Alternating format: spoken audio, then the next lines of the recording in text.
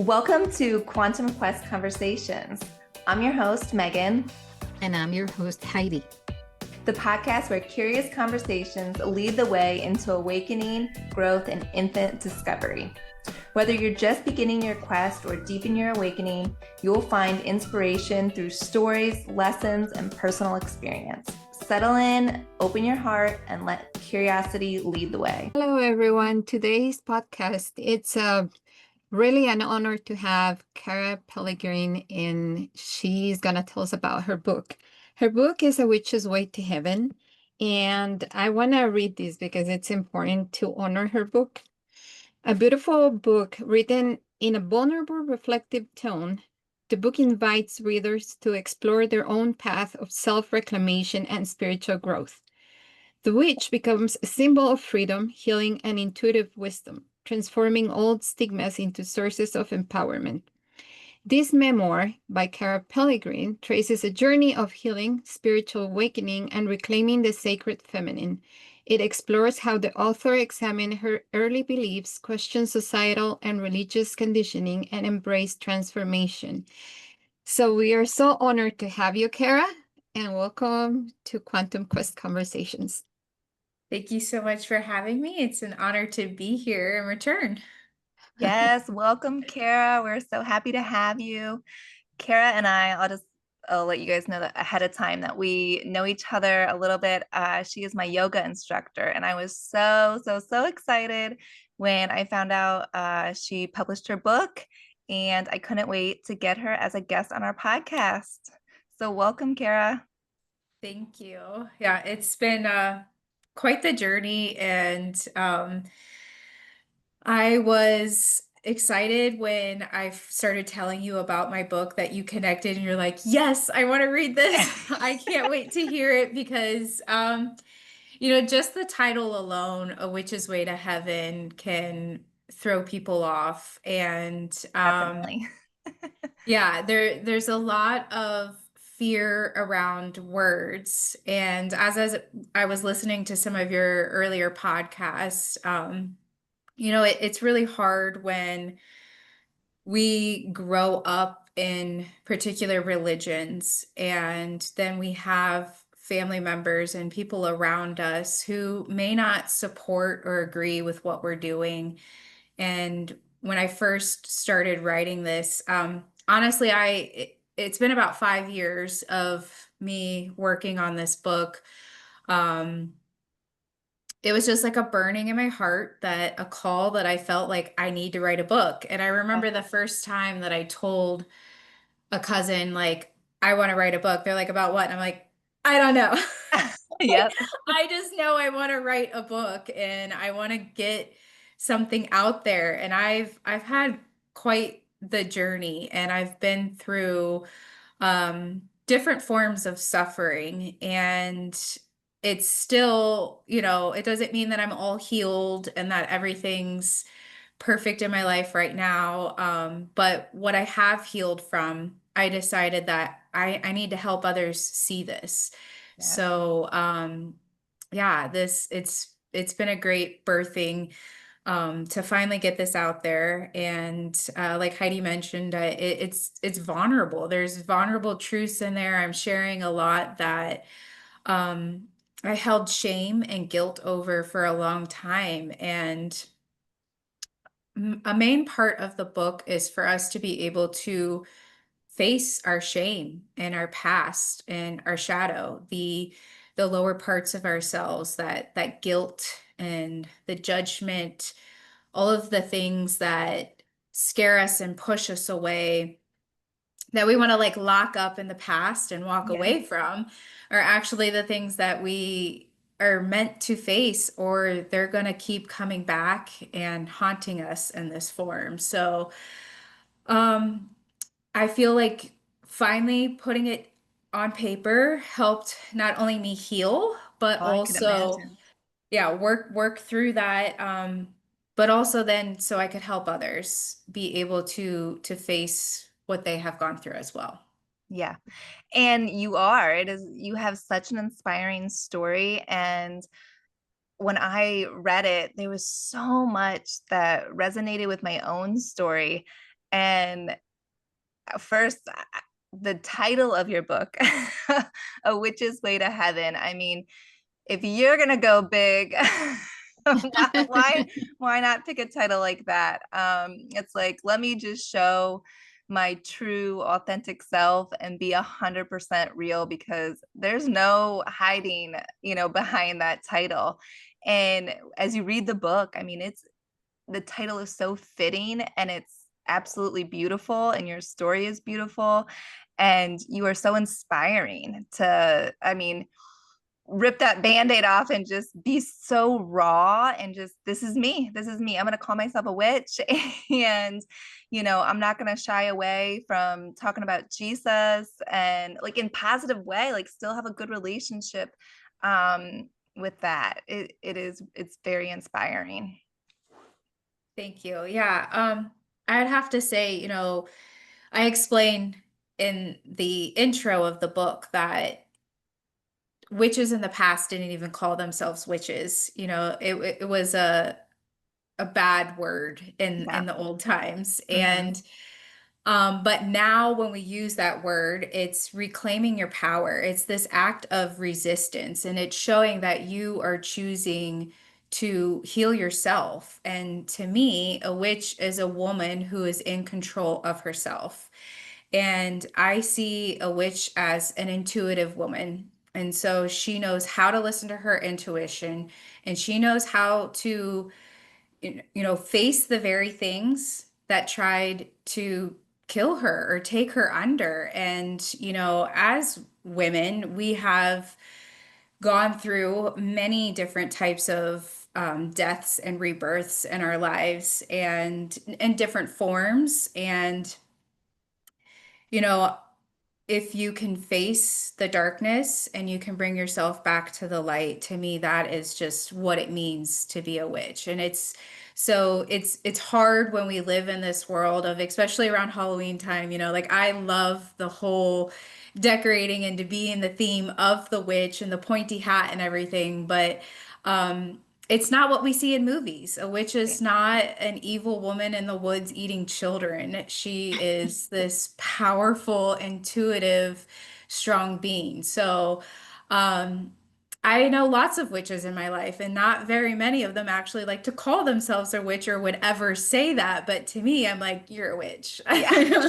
Like I know Yeah. you have the connection to your inner truth. And I explain in the beginning of my story too that a lot of us have been very disconnected from our intuition, and it Oh, yeah. started out when we were younger. Hmm. And it, especially if you were raised in a particular religion that told you everything was outside of you and Hmm. nothing was in here, and you couldn't really trust what was going on in here, it makes us distrust ourselves and be fearful of getting those visions or messages or just the little voices or the signs that can happen and the universe aligning to you, which is God or your higher self trying to speak to you. Like Yeah. we shove them off and think that it's not real.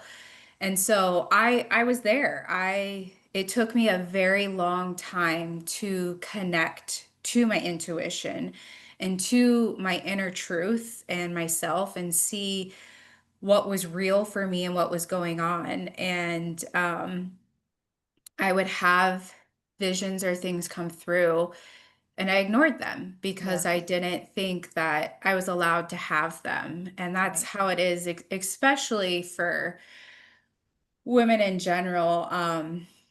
There is a part in the book where I talk about the witch wound. Hmm. And in general, a lot of women look at the witch wound as like, I don't know how to be intuitive and I don't know how to speak my truth. I don't know how to step into my power because of what women have been through in the past, which is very true. But in my book, I try to explain that in order to heal the wound at the deepest level, we have to be able to go in and find that forgiveness and be able to know that yes, women in the past suffered. yes, this has happened generation after generation. But now we're given the opportunity to be able to speak our truth, to be able to stand up and say what we want to choose what we want to do with our bodies.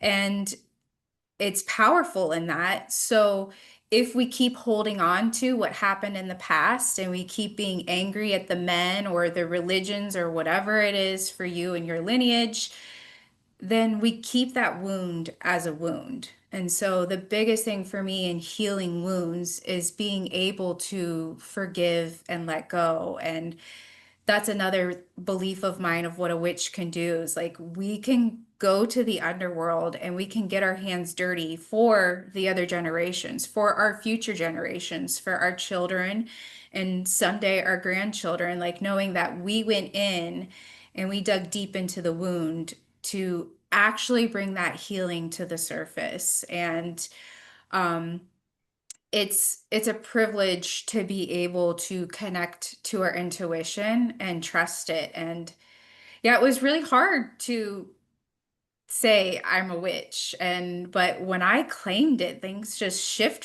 for me. Like I just felt this power and this sense of like alignment. It's something Mhm. that's always called to me. And um I say in my book, like, a witch, people fear the witch because of her powers and whatever, but our only power is our intuition. Yeah, And there's so much power in being able to listen to it and claim it and use it. right. And it's almost like they're probably more intimidated, if anything, because they like most, I think that's what it is. A lot of us, we're very strong and yeah, we we weren't afraid to go down to the deep dark Yeah. places and face like all these emotions that have been holding us back in life. And I think it's intimidating to other people because they don't want to look at themselves in that mirror and they don't want to face it and they don't want to heal themselves. And I think it's more sometimes that fear that we're going to call them out, or like I think we like almost have this look like we could see their true colors, and I think it scares them. Yeah, And absolutely. I love hearing what you just said. Really, really touched my heart because there is like, this confusion about you wanting to express how, like in my case, like, and Megan's, but I don't want to speak for her, is Good, that that's okay. as a medium and psychic and having all this intuition, you are always fearful of the rejection. And I always felt connected with nature in such a way. And I drink water knowing that it's a live thing, that it powers and gives life to everything. It's not just a transparent liquid that, is going to quench my thirst, but a living thing. And there's other things like you touch a tree and you can touch the wisdom in it and all these things. And I came to the realization too, like you said, am I a witch? And I immediately said, God, I only imagine if people hear me even thinking about it, but the reality, it's like, and I looked it up and it also is like a wisdom, like a woman full of wisdom.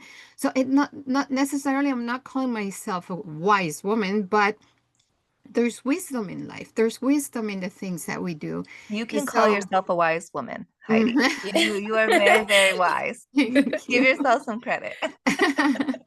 And so hearing you say that, it's just like yesterday we recorded a podcast called Divine Timing. And it's just like your divine timing because it reassures, Yeah. that thinking, and it's a beautiful thing. And I think that what you are also, it's an alchemist, and it's such a beautiful thing. Thank you for sharing that. Yeah. Yeah, absolutely. And I feel like that's another piece that I can stem in from my book is, how we mentioned, I grew up in religion. Um, Even if you don't use the word witch, the word mystic is another word that's is very, accepted and just the same to me. And I look at Jesus now as a mystic. And there was this part of me that wanted to disconnect from him. I say it in my book as like, I broke up with him. I Yeah. was like, I want nothing to do with you. And then, as my journey continued, he came back. And, I watched your episode this morning that when Megan was explaining her own journey. And, as I went through different trainings, I was desperate to heal myself. So I found yoga. I found access bars training for the brain. I did Reiki training, and within my Reiki training, I had two different masters, and it was in my second master attunement that Jesus showed up as one of my guides, and I was like, what are you doing here? Like I was mad at first because I was like, I didn't want you. I didn't even want to say the word God anymore. There was a lot of, you know, um, hurt and pain from growing up a particular way that I was trying to get away from that. But this healing came forward when I learned like I don't have to see him in the conservative way that I was taught, and he doesn't fit in a box. He was also a mystic. He could touch and heal somebody. He could heal the blind. He could turn water into wine. There was like, how is that not a mystic? Right. There's so much. So it opened up this door for me. And then I realized, like, okay, like it's not follow him, it's not worship him, it's do what he did. And so I explain in my book that I believe he was trying to teach us as a mystic, as a, enlightened being, to work on our lower selves and bring it to our higher selves. And that nobody could do that but ourselves. And Yeah. that's what a witch does. She works on herself. She's not out here asking, we become these healers and these mystic women to help others, but we're helping them look at themselves and to Yes. really do the work for themselves. And that's what I kept finding. Like I thought like doing all these trainings and going to shamans and different healers and teachers was going to heal me. But each time I learned and things got deeper and deeper, it was like, oh, I have to do the work. I can't just hand it over to Jesus or to God and say, heal me.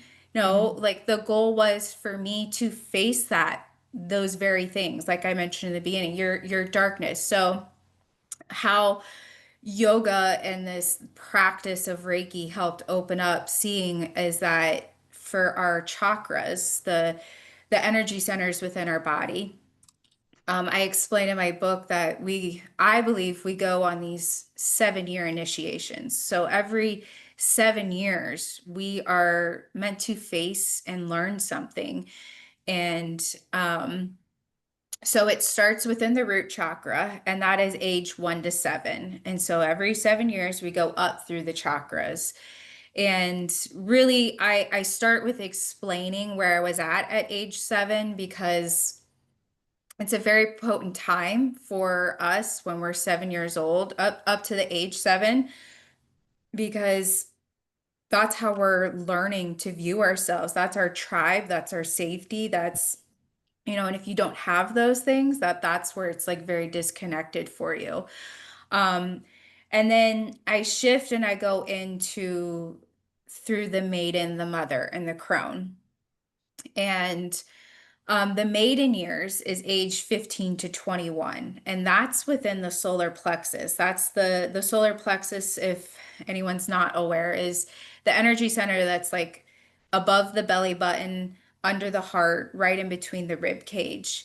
And that is your sense of self-worth. When we're in that age range, 15 to 21, that's the maiden years for the females. And we're trying to figure out where we fit in the world. We're trying to see like how can we yeah, am I worthy? Am I enough? Like, who likes me? What am I doing at school? You know, like all of this pressure to how society sees us. And so, I have an image in my book of a maiden who is blindfolded, and then she's just ripping her heart open, and her heart's exposed because a lot of us, not all of us, because some people did have the family, the love, the support, and the guidance that they should have had. But for me specifically, I was desperate for somebody to see me, for somebody to love me. And I wasn't accepted by my church and my family in the ways that I wanted to be. And so here I was, just like naive and young and immature, and just trusting anybody in front of me who, may have been like a predator, but they were, promising paradise, and it sounded so good and easy. And the journey continues. Like I wasn't able to listen to my intuition because of the way I was raised and what I was going through. But I go through and shift through the chakras, and every year something else happens. And as you go on, after that, we get into the heart chakra, which is age 22 through 28. And that's where my journey really starts. And those, to me, are the mother years. And it doesn't mean that you actually have to like birth a child. I Um, liked how you said that in the book. I like because some people don't have kids, but it's like birthing like a project or some kind of Mhm. creative thing. Like it doesn't have to be a child. I like. Yeah.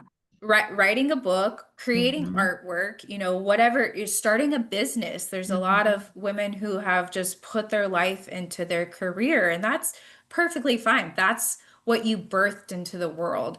And that right there makes you a mother of something, because that stemmed in your sacral chakra. That was which is where our womb is. Yeah. That's our center of creation. So we created and it came up, and now we're in our heart and we're going. And for me, in the beginning of my heart chakra years, I went through a great death, is how I see it. And so I used tarot cards in my to reflect in my book, but also like as a witch, that's another thing.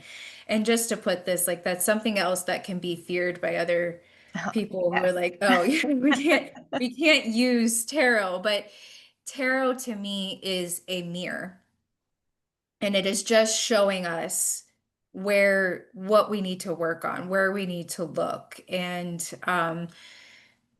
I explain in my book as well that we all have a birth and a soul card that you can figure out by adding the digits of your birth month, day, and year together, and they break down and give you yours. Well, mine's the death card. And so, to some that might sound like, oh, that's scary, but to me, I see it as, an opportunity to end the illusion of what's no longer serving me, and Right. to come back to the light and back into what's meant. So, um, 12 years ago, I was run over by a car, and my pelvis was crushed in 4 places. And it was, Which you would never, my mind was blown when I read this story in the book, how you actually got hit by a car and like fully run over. And you are my yoga instructor.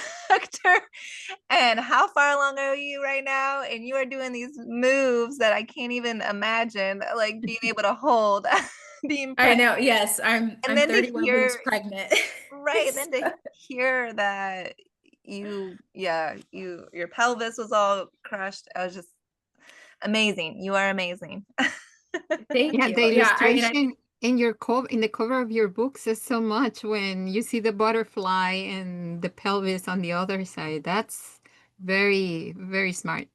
yes. I mean, that image just came to me, and I was like, I have to, I mean, I created the cover myself, but my team professionalized it for me so that way it could be exactly what I envisioned. But I, played with other ideas for the cover, but it was just like this is me. This is what transformed me. My first major death in my life, Mhm. being run over and thrown into the underworld, was a chance for me to transform. And that's what I view. Like I mentioned, I'll keep saying I say this in my book, but I mentioned in there that in ancient, with the Sumerians, for example, this is 2000 years before Jesus, they viewed the underworld as a place to go for enlightenment. You went to the underworld to transform yourself. And, you think of like planting a seed. That seed does not just grow leaving it out on your porch in the sunlight. You have to put it deep in the earth or deep into the soil in the darkness for it to start to germinate and to grow its roots before it can grow up into the light. And so, yeah, I mean, we all have different forms. Like people say all the time, as you're complimenting me, like, I can't believe you went through this. Like, how, if I have family members and friends who've had struggles in their life and they're like, how did you even? I'm like, I don't know. I just knew I had to. Like, I was not going to let it keep me down.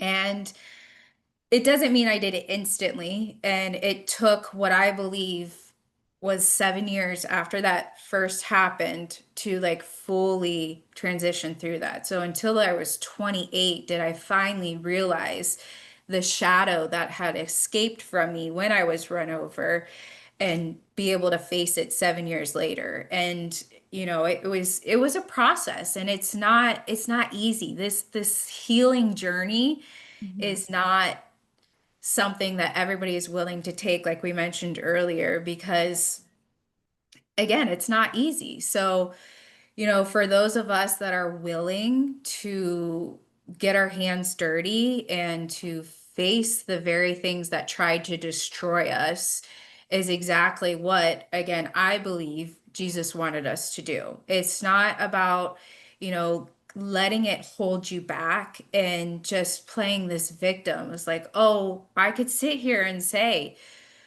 I was run over by a car. My life's terrible. I could like sit back and stay in that darkness and that depression, but I let that darkness transform me and bring me to who I am. And so, yeah, now being a yoga teacher, and I still have bolts in my pelvis, and I've been able to birth another child, and now we'll have my second one on the way. And it's funny because at the end of my book, towards the end of it, I mentioned like I did not want to have another child. Like this was not part of my plan, but our life changes and things unfold as they should. And that's the beautiful part. Like I don't see this journey of life as a straight path. It's a spiral, and we'll keep coming back to lessons that we're meant to learn over and over until we learn it, and it'll be deeper and deeper each time we get there. And things change, and but we're meant to grow and expand and bring ourselves up to that higher consciousness, that higher part of ourselves. And when I finally started to see that and trust it, it was like, this isn't evil. This isn't bad. This is work. This is beautiful. This is part of the journey of getting there. And um there's nothing, I don't hold any shame over being able to say that I can face the things that tried to destroy me, or shame over my past for what it is. Like it's not pretty. I mean, sharing my maiden years was very hard. At first, I was like, why am I writing this Yeah. chapter? Why am I telling people this? Um, but it's because we all have a story. We all have something that we've suffered from and things that have tried to destroy us. And Right. I want to help show others that it's okay. It's not the end. Like Yeah. we can do this. We can face those things, and you can bring yourself back into the light after being in the darkness. But only you can do it. Yes. You know, going to a medium, going to a psychic, going to a healer, going to a shaman is very helpful because we're going to help open those doors for Right. others to see, but we can't do the work for them. You have No, to be able to go home and face yourself with what we helped bring to the surface. Yes. exactly. And may I ask, so you described turning your wounds into wisdom. What was the hardest wound to face, and what wisdom did it ultimately reveal? I know you already talked about your kintsugi pelvis, but I imagine it was a personal, deep personal wound. Yeah, if I have to think of my hardest wound, um, I I do think it's the religious wound. Um, because I went into this with this bitterness against Christianity when I first started writing my book. Um, because there was this part of me that wanted to like prove to people it doesn't have to be this way, but I Yeah. was still very angry. And within the first round of editing, so it still took me quite some time to heal this. Like as I was, this is just this past year. Um, yeah, I think I was maybe last December. Um, my first editor was very Christian. And when he brought back the first round of editing, I was like, okay, he hates me. He hates my book. He just doesn't get it. He's just mad that I'm not Christian and I'm talking about Jesus in a different way, that I'm talking about witches. And I was like, this is exactly why I can't stand religion. And there was just like, it fired me up even more. And then my lead editor was like, whoa, chill out. Like, no. He actually said your book is like at the top of his favorite books out of the thousands that he's edited. And I was like, Oh. wait, what? He likes my book? Because it doesn't feel like he likes my book. She's like, no, he's just doing his job to show you where you can help explain to somebody who doesn't understand what you're trying to share. And I was like, okay. So I had to step back and I had to take away my anger and that bitterness that I felt and see it with new eyes myself. And he actually helped my book go from 8 chapters to 12 chapters. Wow. Um, he was like, you left out your yoga and your Reiki. Like you kind of left us hanging. And I was like, I thought it was just too much. I thought I was like all over the place here. And, it's confusing. I'm talking about witches. I'm talking about Jesus. I'm talking about the maiden, the mother, the crone. Like, why throw in more? And he was like, no, we want to hear that. So it actually was really helpful to hear him say that. So I brought back more into my story, and then I was able to connect Jesus with the yoga, with the Reiki. And the whole time I say, like, I'm not trying to show you these things just to prove, like, see, you need Jesus. It was just Yeah. like he was doing these things too. He was Right. practicing yoga because yoga isn't just the asana. It's not just the physical practice. It's this union. Yoga means to yoke, and it means union, and it's for us to connect our breath, our mind, and our body together. And then it becomes a practice with everything in our life. Um, so as I transitioned through that and I brought that to the table, it really helped me release that feeling. And I've said this to Megan before, but I could see that there was I still had this need to like prove myself, and I still wanted to be right. And I realized like that was a big wound for me within religion was people in my life who told me I'm wrong and their way was right.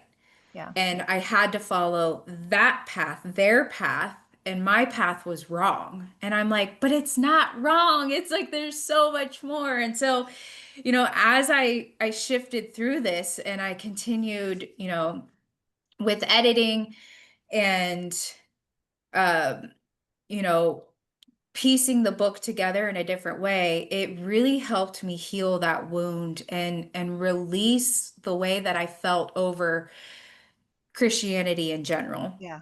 Um, and I realized, if I'm telling them that they're wrong and I'm right, I'm doing the same thing that they're doing. And Exactly. so I did not want to do that. I realized like that's part of the spiritual journey and this awakening for ourselves is realizing that it's not left versus right, right versus wrong. It's not black and white. It's unity. Like we are meant to come together, not create more separation. And religion does just that. It creates the separation when it says it's either this way or that way. And that's not what I wanted. And so I was able to let go of that bitterness. That's And huge.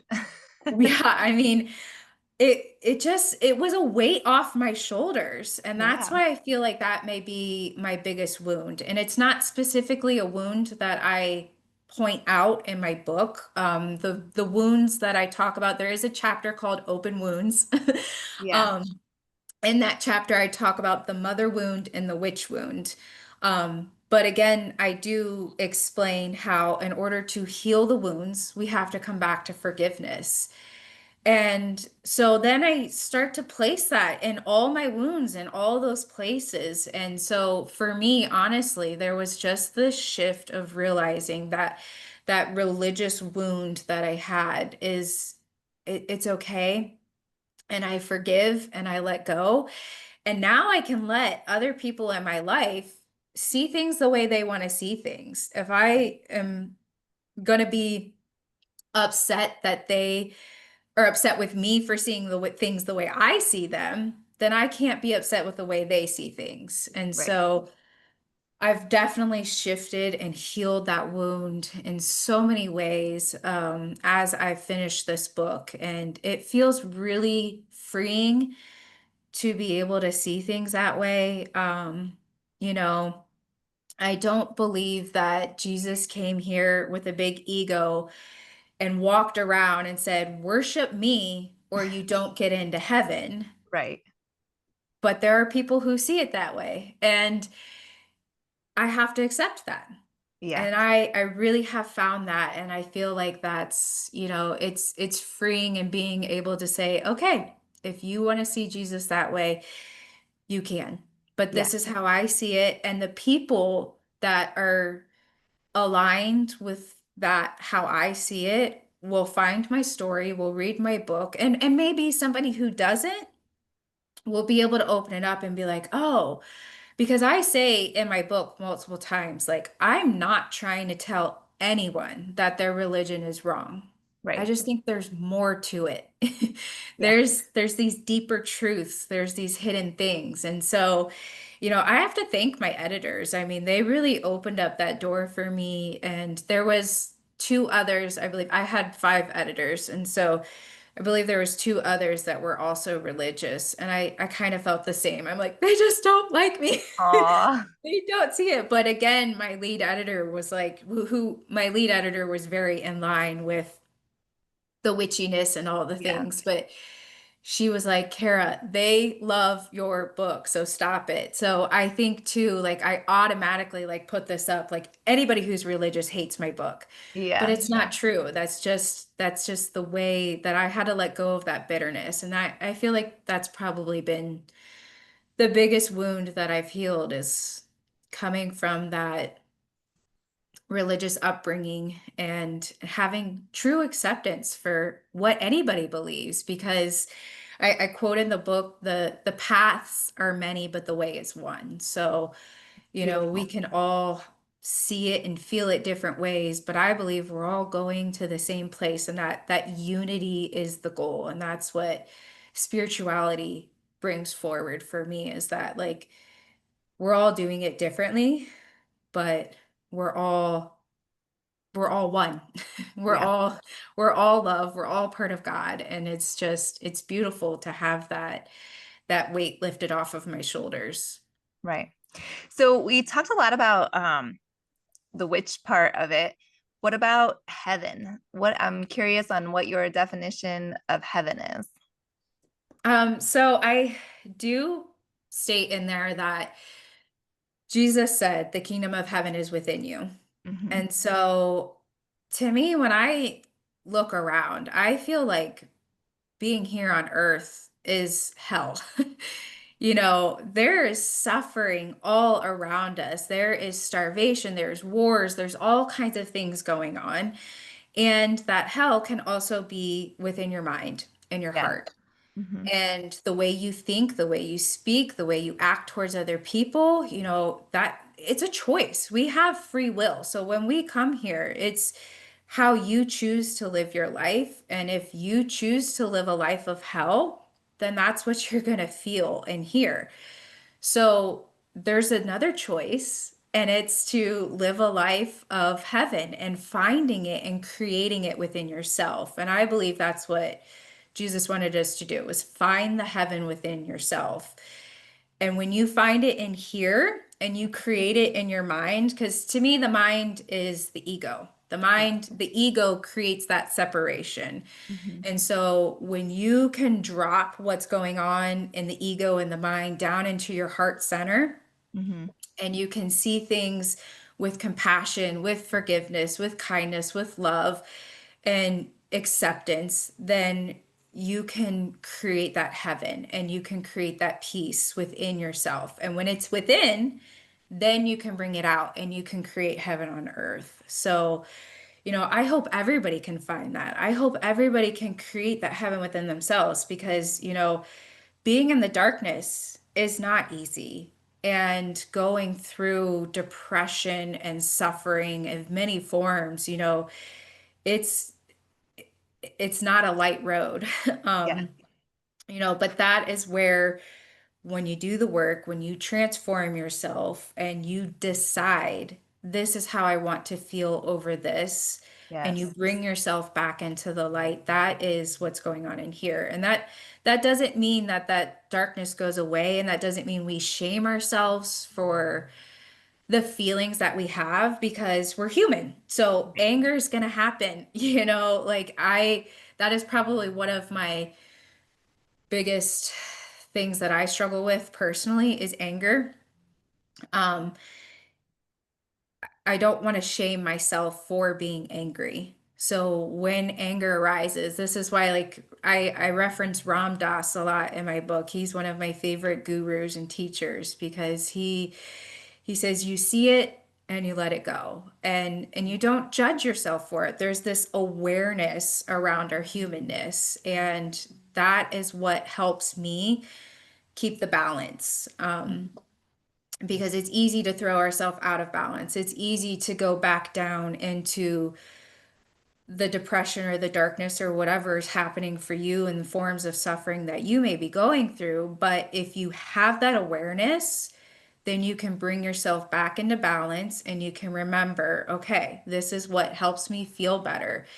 Using those different practices and modalities to bring yourself back. If you like to go have acupuncture, get a massage, or go have a reading, or take a bath, or lay on the couch for a day, whatever it is that helps bring you back to that center of yourself is going to keep the heaven alive within you. I want to ask you, how do you distinguish between spiritual bypassing and authentic healing work? So, spiritual bypassing, I think, again, is like just kind of like with the anger. I think if you want to sit here and pretend like I don't have any of it, I am enlightened and I am perfect, and these things, I've worked through all of it. You're kind of in denial if you think that we're not human.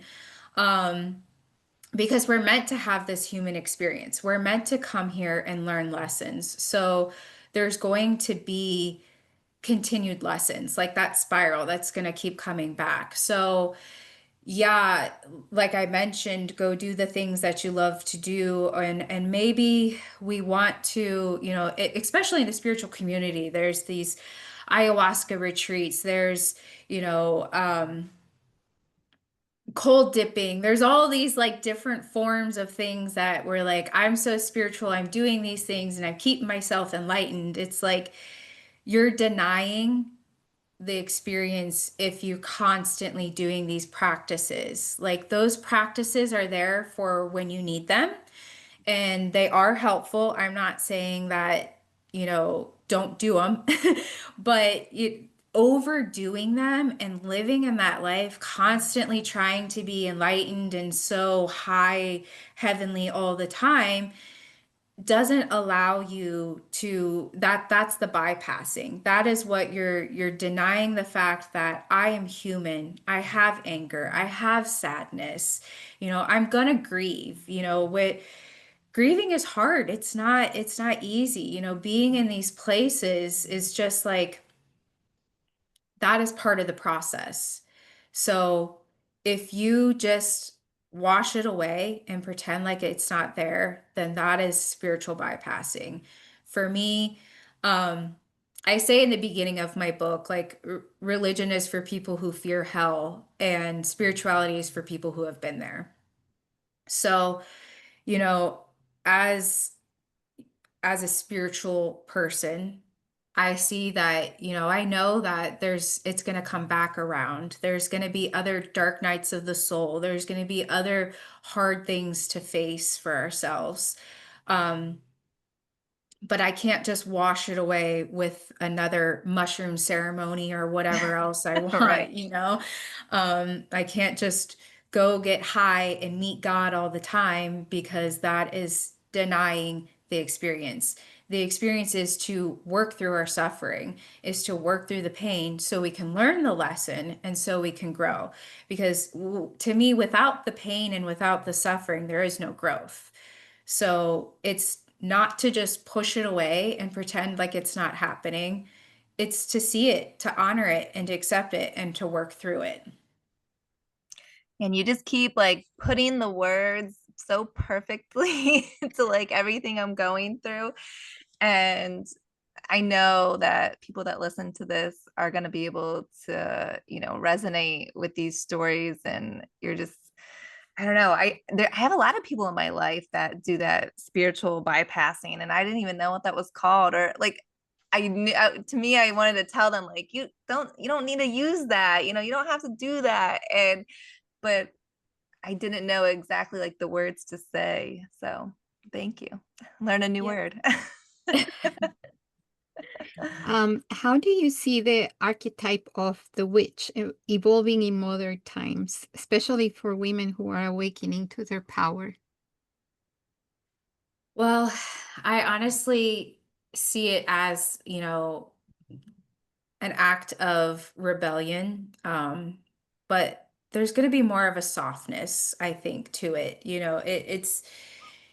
It's becoming more and more acceptable, and there's more women waking up to seeing that it's not evil, it's not bad. I feel like we have to let go of the stereotypes that Hollywood and men in the past and religion have put around that word in general, and realize words are just words. There's the word Reiki scares people, the word God scares people. There's different words that hold power if you give them the power to do so. And so if more of us can align with what we really feel and the power of the witch and being a woman who is in total control of herself, then that's what it is. Like it's not dark, it's not evil. I want women to be able to see that. And I want not just women, everyone, um for us to be able to stand in our truth and to speak what we feel and to work on ourselves and our healing is powerful. And I do see it shifting as things continue to expand and enlighten. And I even look at my daughter, and I don't know if it was like this little act of rebellion for herself, but she would say to me, um, I don't believe in witches. Witches aren't real. And I'm like, Yeah. it's not something to be make believe, Yeah. even fairies and ghosts. We have all of these other things. I'm like, a witch is a woman. Yeah. Yeah. It can be a man too. Like I totally, I don't mean to make this about gender because that's absolutely not how it is. I explain that in my book too. Like there's this balance of honoring the masculine and the feminine within ourselves, and that's in an energy sense. So there's definitely male witches as well.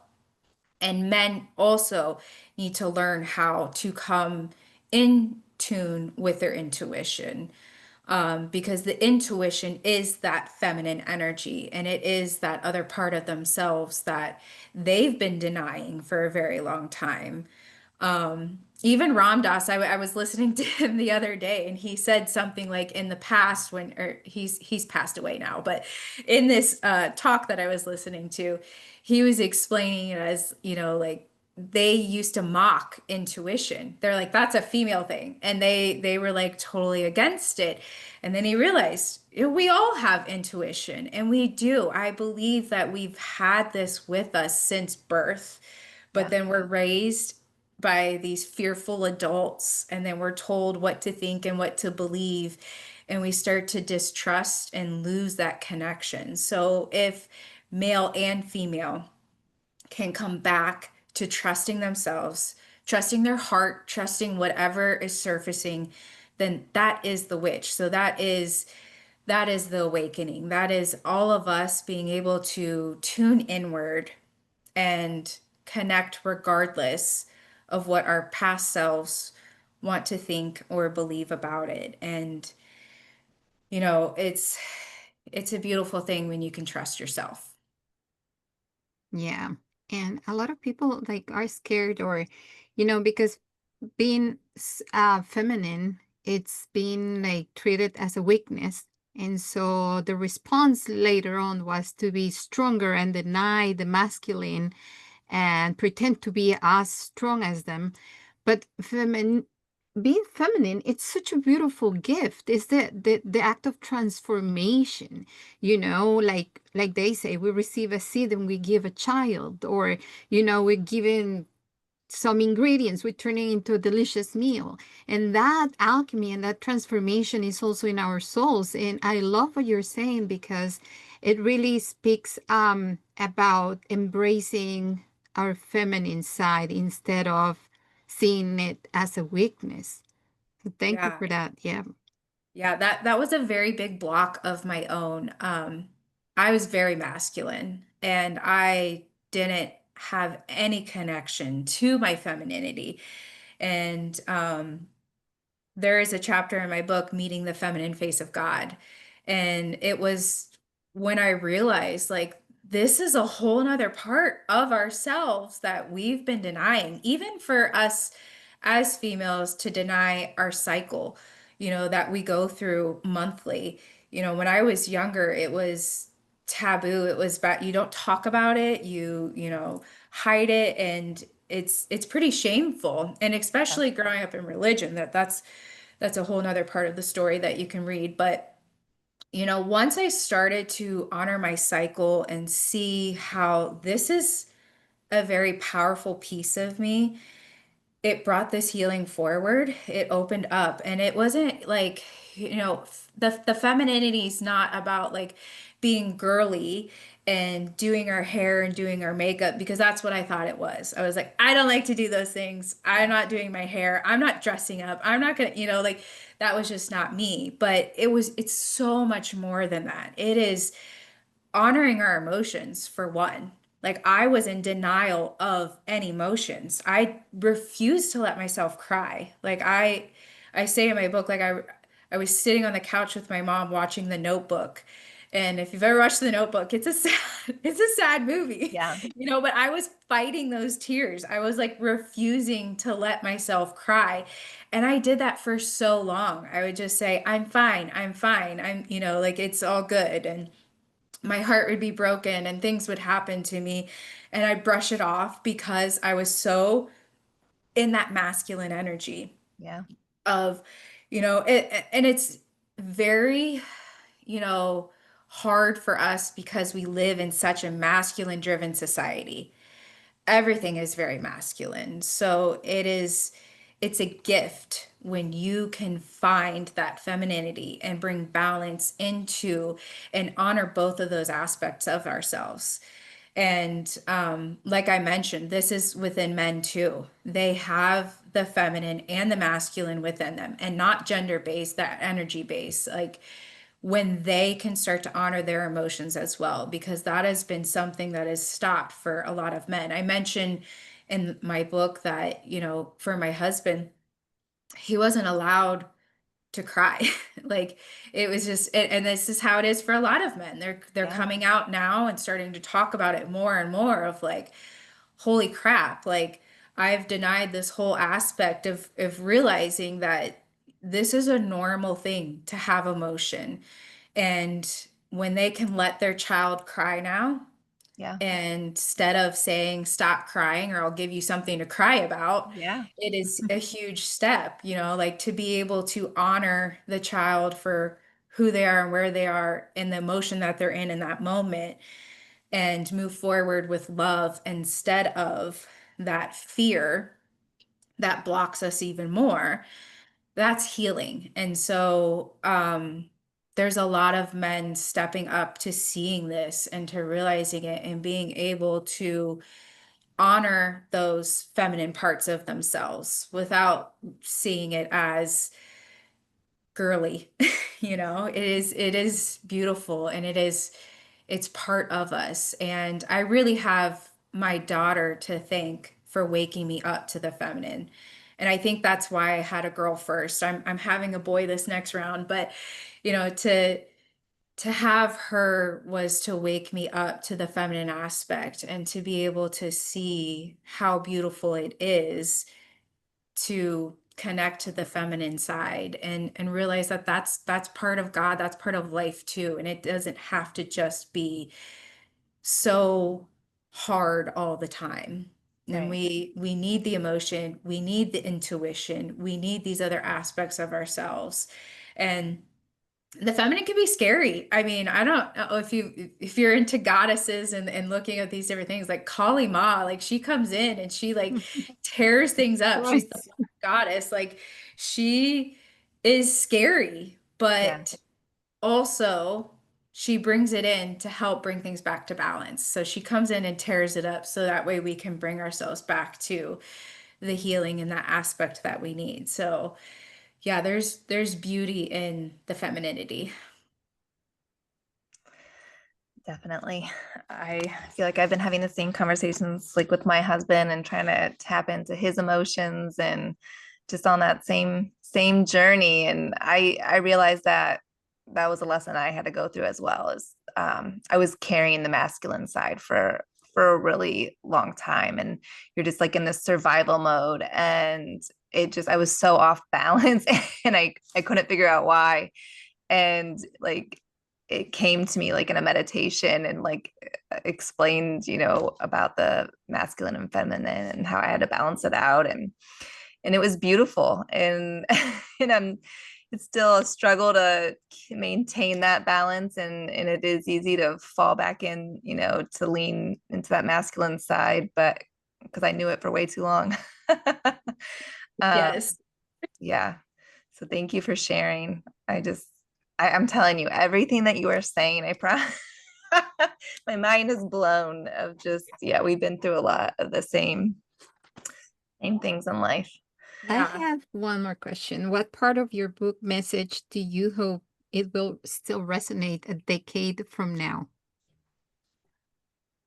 I hope that the biggest takeaway from it is learning to honor the light and the dark within you.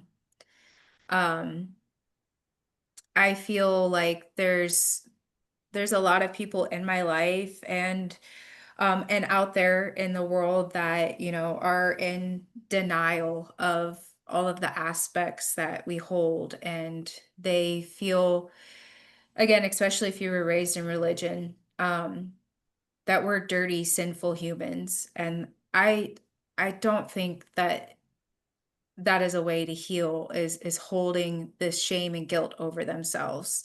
Mhm. And I did for a very long time. So through this book, I learned that releasing that shame, releasing the guilt, releasing the judgment, and all of the lower aspects and the dark parts of ourselves was such a way to transform. I wish that people could see that you're not dirty and sinful. You know, I've learned that sin just means separation from God. And to me, God is love. So if you are separate from love, then yeah, things are challenging, but you're not bad for it. There's no bad people in the world. I mean, it's hard because you want to look at it and you're like, but yes, there is. There's bad people in the world. There's all these things happening. It's like, but they have good in them too. And again, they have free will. So they're making their choices, but they're God learning in a different form. Mhm. And so I want there to be just this unity in the world of seeing it's not good or bad. It's not right or wrong. We're all one, and it we need acceptance. We need unity. So to me, it's kind of funny because another friend who's reading my book right now, she was like, I don't know if either of you, because of children or whatnot, have watched the K-pop Demons movie on Netflix, but she Yeah. was like, I'm listening to that song Golden, and it's like you in your life right now. And I'm like, Yeah. there is like this, in the movie, she's been taught to deny that her demons, deny her marks on her, or whatever they call it. Um, and I think that that blocks a lot of us. If we're denying our past, we're denying our darkness, Yeah. then we have to come to this acceptance that these are both parts of ourselves.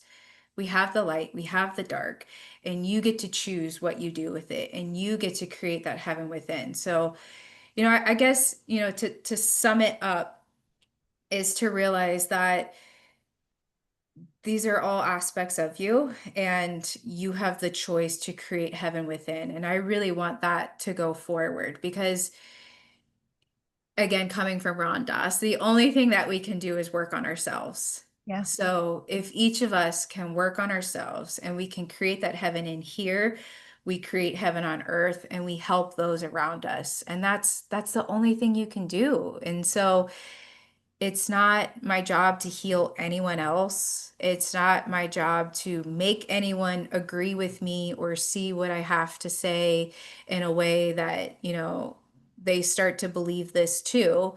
It's the fact that I hope that they're able to find peace within so they can start to create that within the life around them. So that's why it's a witch's way to heaven. It's not about getting somewhere after here. Yeah. It's about what I create right now in the present moment in my Mhm. life right here, and helping that go out and reflect to those around me.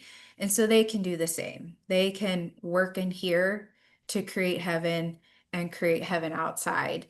And in each moment that we're in, because that's all we have. I say that in yoga a lot. I'm like, Yeah. this present moment is all that we have. Tomorrow's not promised, and yesterday's already gone. So what can you do with this moment, and how can you transform it within yourself to create heaven on earth? Very well Really said. said. Yeah. So, Kara, where can everybody find your book? So it is on Amazon. Um, I can send you the link if you want to post that or Yeah. not. But if you just searched A Witch's Way to Heaven, you could find it on Amazon. There is hardback, paperback, and the ebook will be going live on October 28th. So that's just 99 cents if you have Kindle and you like to read ebook instead. Feel free to read it that way. Um, but it's also on my website if you go to carapellegrene.com. And I have in the front of the book, when you read, I also have a free workbook to how to work on your intuition. And that is available. So if you go to my website, you can download the workbook for free as well, in exchange for leaving me a review, because those reviews are what's going to help my book show up on um, Amazon right now. It's been live for a week, and so it's out there. Yeah, It's yeah. happening. I went through the shifts of being scared of publishing and putting this into the world, but meeting women like yourselves has really helped me, empower me to share my truths and to Yes. get this out there, regardless of what anyone may think. And, I know the right people are going to find it and read it and find what they need out of it. I always say, like in my Reiki trainings, we do this light versus heavy. And, if it doesn't feel right for you, then if it feels heavy, then just leave it behind. You don't have to go into that aspect, and you don't have to learn more about that. You don't have to open up to those parts, but what feels right for you will align with you. And yeah, so I hope that the right people find just what they need from it. They definitely will. Everybody go support Kara, go buy her book. And I'll put the link and all the information on the podcast so they can find it. Well, thank you Perfect. so And much. don't forget to like, subscribe, and support Kara with buying her book. Thank you so much. It was an honor meeting you and hearing you. I can say that Megan was spot on with it. Yeah. Yeah. Yeah, we are so proud of you. And thank you so much for coming on our show. Yes, thank you for having me. It was seriously an honor to communicate and share my beliefs and my story with both of you today, and now everyone else. So thank you. Yeah. All right. Bye. Until next time. Thank you so much for being part of today's Quantum Quest. We hope this conversation awakens something new within you, a spark, a question, a remembering. Be sure to like, subscribe, and share. And until next time, keep exploring with an open mind and an open heart. Bye for now.